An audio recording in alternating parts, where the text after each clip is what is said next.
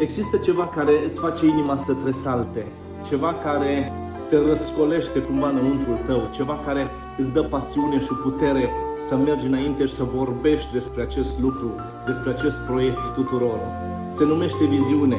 Este probabil ceva care așteaptă înăuntru tău să crească și să devină matur, ceva care te poate duce apoi pe culmi pe care nu le-ai visat posibil de atins. Aceasta este viziunea. Împreună, în următoarele câteva zile, vom trece prin 4 sesiuni ale unui curs numit Viziunea Liderului, un curs care îți poate transforma modul în care vezi viziunea pe care o ai, modul în care vezi viziunea pe care ai primit-o. Un curs care îți poate transforma modul în care percepi lumea înconjurătoare și modul în care poți să descoperi dacă viziunea pe care o ai tu este cea potrivită. Cum poți să faci ca viziunea ta să treacă testele viziunii? Cum poți să primești validarea pentru ca viziunea ta să fie împlinită?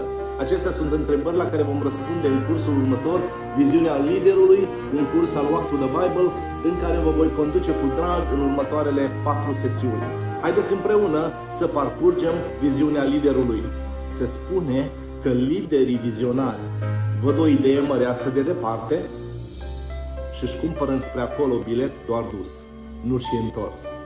Haideți să ne procurăm biletele de călătorie, să pornim împreună în viziunea liderului. 4 sesiuni care îți vor transforma viața. Viziunea liderului, un curs al Walk Through the Bible.